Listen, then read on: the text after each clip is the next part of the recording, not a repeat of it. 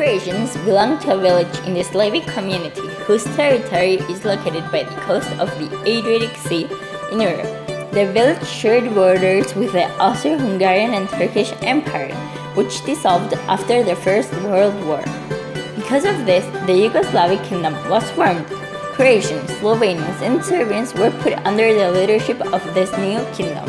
Years later, during World War II, thanks to Yugoslavic support to the fascist governments, the newly formed Austro-Hungarian reign fell in the year 1945 and was later reformed as the Socialist Federal Republic of Yugoslavia under Russian command. In the 1990s, after the fall of the Soviet socialism, Croatia, formerly one of the 6 republics that made up the Socialist Federal Republic of Yugoslavia, gained its independence after a war against Serbia. Throughout this war of independence, the Croatian subjugation at the hands of the Serbians constituted one of the main causes of Yugoslavic migration to Europe and America, Chile being one of its main destinations.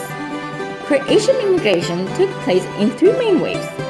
The first during the years 1864 and 1890. This one was relatively small, while a second between the years 1890 and 1914 was bigger. Finally, the third wave occurred in the last decade of the 19th century. This was the biggest wave of the Yugoslavic immigration. Most of the Croatian foreigners settled in cities such as Magallanes, Santiago, and Antofagasta. This last one was the most popular destination, since it offered good work opportunities in the saltpeter mines. However, after the closure of the saltpeter mines in the north, many Croatians moved to Valparaiso, city that housed the most important port in Chile. The Croatian population in Chile is the 6th largest in the world, after the United States, Germany, Australia, Argentina, and Canada.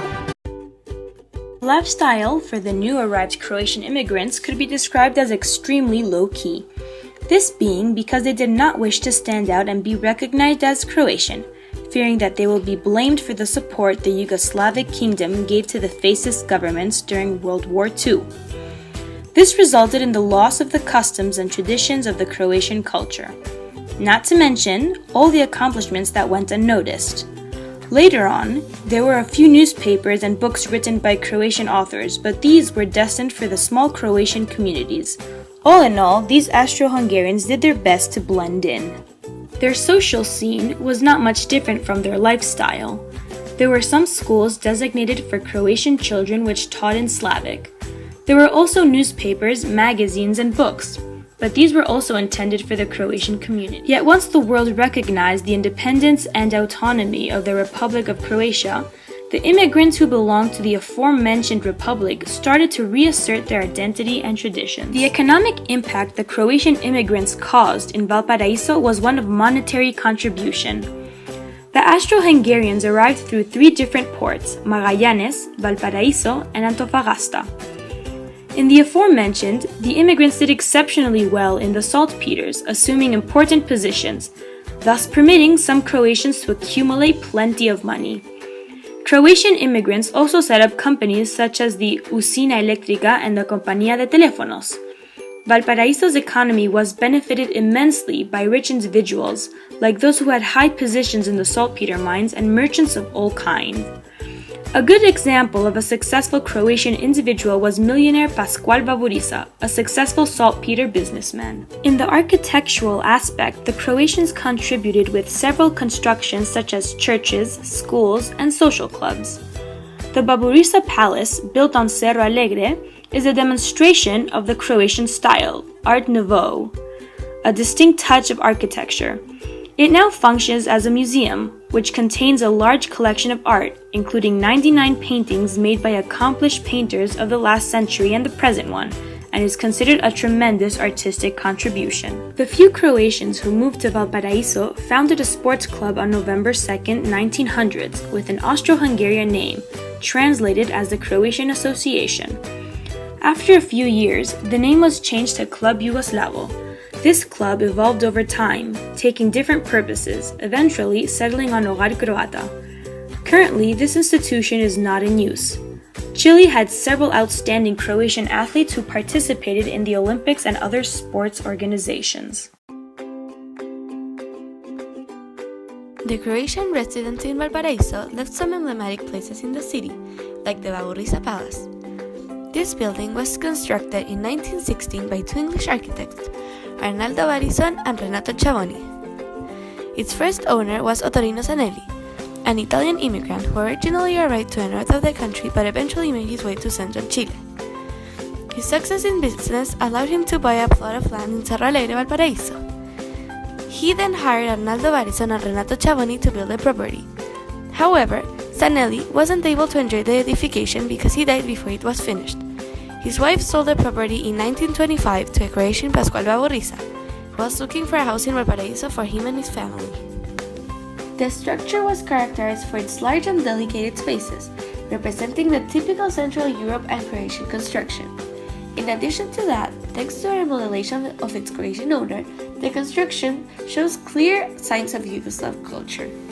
30 years later, after Baburriza's death, Valparaiso's municipality bought the place to the heirs of the Croatian businessman and turned it into the Museo Municipal de Bellas Artes de Valparaiso Museum. The property was declared a historical monument by the 1876 decree of July 19th of 1979. Another of the many emblematic places is the Paseo Yugoslavo. This is conformed by a street filled with many Croatian buildings, being one of them the recently mentioned Baburriza Palace. There were two famous men who came from the Croatian community that had a connection with Valparaiso, Pascual Baburriza and Radomiro Tomic. The first was a Croatian man who immigrated to Chile towards the end of the 19th century.